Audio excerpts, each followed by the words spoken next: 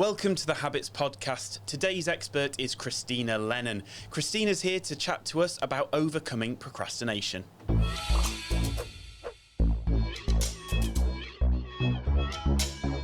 So thanks for joining us in the Habitz Podcast studio. You're welcome. We're talking overcoming procrastination. So what qualifies you to be our guest expert on that today? I think mainly because I have been the biggest procrastinator ever. Extremely lazy, avoid work at any cost. But other than that, I have stamps in my passport from 3 countries, an O1 visa, like from America, as an expert in reprogramming the subconscious mind.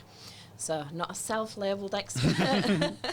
And yeah, so I've studied psychology and everything to overcome my procrastination. And I've been working with my clients for around 20 years now on procrastination and other issues. So what do you think are the bad habits that people have when they try and overcome procrastination? I hear so many, well, obviously everybody's reading personal development books. It's, everybody's like, you need to read a book a month or listen to a book a month. And the problem is, like Mike Winnett highlighted, that so many people now are writing books without any knowledge. It's absolutely ridiculous. Anybody can write a book, anybody can get a bestseller. And there's so many people giving advice via the medium of books, but it's not just that the advice is bad in a lot of circumstances, but also it's not specific, it's not unique to a specific individual. I once had a speaker coach telling me that I need to listen to like motivating music and jump up and down before I went on stage. And I then watched someone called Gerald Ratner, you remember the prawn sandwich guy? Yeah. And he goes on and he stands behind the podium and just like speaks really slowly. And it's really like sort of, I don't know, sarcastic, his talk. So that jumping up and down and listening to motivational music for him is just bullshit, really. It's not going to fit. So books are sort of another way of procrastinating, for one. You think, right, I'll just read this book before I do this piece of work. So you just procrastinate more, and the information a lot of the time is crap. So it's not a one-stop shop for everyone. Reading that book, it's sort of people try and blanket cover it in a book and say this will work for everyone, but like you say, everyone's an individual. Exactly, and you might get nuggets of information, but then again, how often do you apply it? You get the book and you like study it. I think you pick up something like 2 or 5% from a book. Wow. So, yeah, a lot of reading for a lot of nothing. Brilliant. So bad habit number 2? Bad habit number 2 is unrealistic affirmations. I hear gurus or experts in the industry saying that you're there like, I am a millionaire, when they can't pay the rent. We've got what you call a reticular activating system, and it's basically a bullshit detector in your mind. So if I say to you, your top's black, immediately your subconscious mind goes, that's an error, that's wrong, and then anything I say from that point on will be under more scrutiny. It's like I become an unreliable source. So therefore, if you are trying to get at something in your mind, a new piece of information, like you want to move up to that next level, and you're, saying an affirmation that's unrealistic, it's going to have the opposite effect. It's going to be of no use whatsoever, and you're going to, it's going to get worse for you. Okay, brilliant. So bad habit number 3? Bad habit number 3 are vision boards. Oh, God. I just see these workshops, people cutting out little pictures of the Ferrari, the house, and sticking it on a board.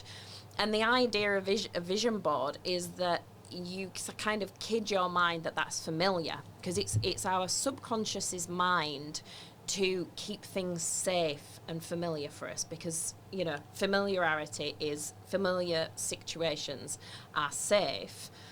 So the idea is that you make that Ferrari familiar, but by seeing a flat picture of a Ferrari, all you're going to kind of draw towards you is probably a Ferrari magazine. You know, it's like, it's not going to kid your subconscious mind that you have a Ferrari or you deserve a Ferrari. And it's just, to me, it just seems ridiculous that people do this. You might end up with a Ferrari poster on your wall rather than an actual 3D real life Ferrari on the drive. Yeah. Or your kids might buy you a model Ferrari for your birthday if you're lucky. Yeah. Okay, so we've covered the bad habits now. What are the good habits when it comes to procrastination? So really the good habits are, step one is self-awareness. You need to be aware of what your current patterns are. As a psychologist, psychotherapist, I'm looking at what people's patterns of behaviour are and asking yourself why. Why are you doing what you're doing? Is there a trigger to it? Is there something you're avoiding? Is there a lack of knowledge? Is there a lack of confidence? It's really becoming self-aware of why you're doing it, because sometimes it's just bad habits. It's just plain bad habits, and a change of environment or, structuring your day better will help. But very often it's an underlying self-image issue that you don't feel you're worth earning that, or you can't see yourself as that figure that you're trying to portray.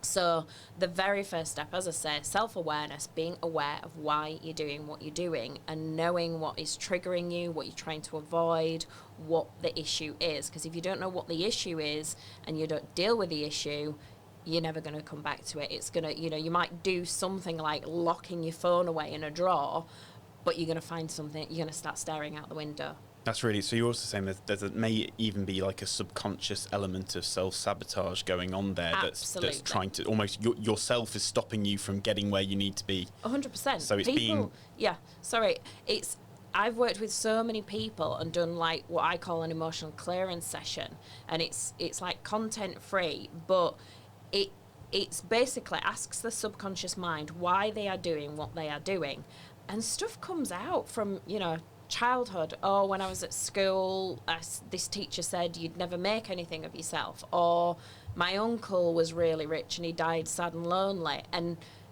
that doesn't align with what they want. So their subconscious mind is like, oop, that somebody might have died driving a Ferrari that or in a helicopter. So having a lot of money is dangerous. So your subconscious mind will be like, no, that's not for you. You're going to stare out the window instead of taking this action. Brilliant. So step one is being self-aware. Self-aware and asking why, yes. Okay, step number 2? So the second habit is believable affirmations. So obviously unbelievable affirmations are going to get thrown out. Believable affirmations are what programs our mind. Our subconscious mind gets programmed by what we see, by what we hear, and any kind of input in our environment. So having affirmations that suit your situation.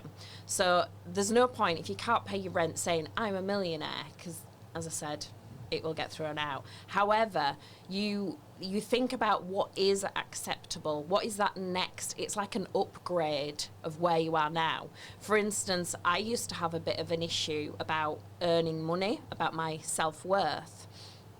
And I also had a belief about money. Every time I got an amount of money in, so unexpectedly I'd earn £1,000, all of a sudden the car has a fault that costs £1,000. So it's like I had a belief that as soon as money came in, it went out.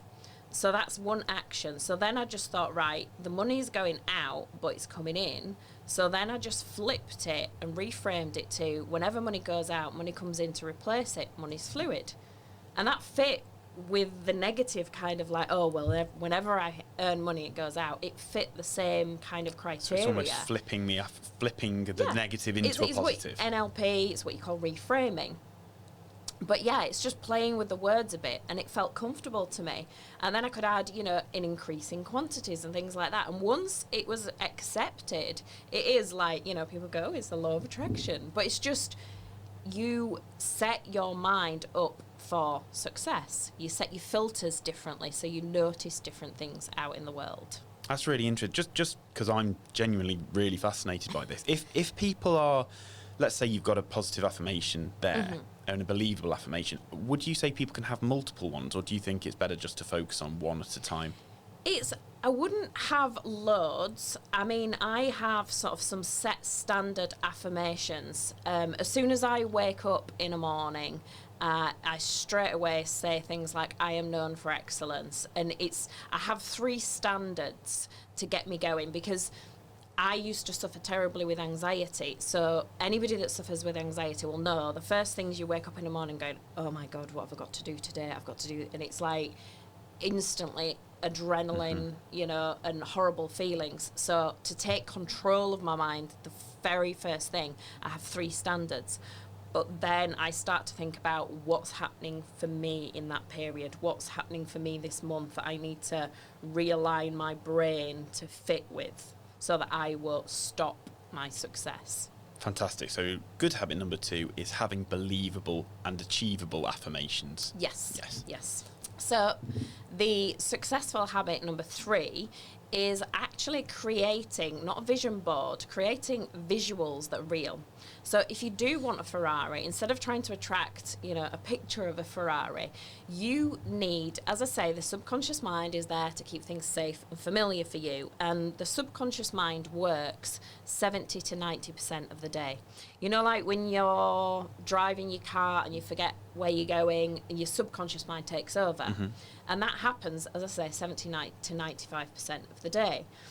So the subconscious mind runs the show pretty much. Anything that goes in there, it will work when you're sort of daydreaming or doing whatever you're doing. It will be looking for the opportunities. So, for instance, you get 40 billion pieces of information per second. You can't process all that. So we set filters. And, you know, an electrician would come in here and notice electrics. Somebody else would notice hairstyles. Someone else would notice clothes, the wood. There's so much you could focus on. So we need to set our filters. So if you go down to the Ferrari garage, you sit in the Ferrari, you feel the stitching, you can smell the leather, you start the engine, you hear the engine roar, you feel, you know, the vibration of the car, you know what kind of leather you're going to have, what extras you're going to have, you know what the servicing's like, you know what the payments are going to be like, you order the manual, you know what colour, and you make it so real. You make it really real so that it no longer seems scary to your subconscious mind. This is a real thing that's familiar. Same with like your ideal house. Go view it, you know, look round it, find out what the local schools are like. If you think about it, when people die or you win the lottery, how long is it? You probably haven't won the lottery, but I wish. I don't know. Yeah. But how long is it before that information sinks in and becomes real? And that's what we're trying to do. We're trying to embed that information as though it was real. So a flat picture of a Ferrari is no good. You need to make it real. You need to go and see it every single day, drive past the garage every day, touch the paintwork, experience it so that it's really familiar and safe to your subconscious mind. So do you think there's an element of the lack of safety that can add to the procrastination? So if you want a Ferrari, but like maybe in the back of your head you're going, I'd like a Ferrari, but I don't know how it would drive, or maybe I'd spend all this money on it, but maybe I wouldn't like it or something. Is that an element that can... 100%. Yeah. 100%. And that goes back then to the self-awareness. You need to know the reasons why. You know, it might be that you want a massive house with electric gates, but you might want an eco-friendly house. There's like incongruence there. There's conflict. So your subconscious mind is not going to move you towards that. It needs to be really clear, and you need to know your whys, wherefores, what's stopping you from getting it. Because procrastination is mainly caused by the, you know, what's going on under, you know, the superficial reasons, like just looking at your phone. That isn't the reason why you're procrastinating. It's when you are really interested in a task, your phone's no longer interested. You're interesting. You'll put it to one side. If you're really focused and all your goals are aligned, there's no conflict, you will just focus and really enjoy your work. You'll become in a trance with your work. I'm sure. I know I get there sometimes. So, I mean, I found that absolutely fascinating. I know myself, I procrastinate. I think everybody listening will do as well. But it's not just procrastination that you can help people with, is it? No, as I say, I'm an executive coach, psychologist, psychotherapist. So I've done hypnotist or hypnotherapist, and I help reprogram people's brains. So whenever you want to change any habits, or you want to, sometimes in our work life, our past emotions or anything are getting in the way. So there's anything to make you more successful. I'm not a typical hypnotherapist that helps with stopping smoking and weight loss. It's more about business and how to become the best version of yourself. That's what I'm all about, is helping people become the best version. So I do, from courses to year-long sort of coaching packages with people. Amazing. So where can people find you if they want to get in touch? On all the usual platforms, or if you want to hunt me down in Leeds. But LinkedIn, Facebook, Instagram. I think I'm even on Twitter, don't do much on there. But Krystyna Lennon, or you can search Hypnodog. That's usually how people, we haven't even mentioned that. But that's how usually people find me. Just Google Hypnodog and there I am.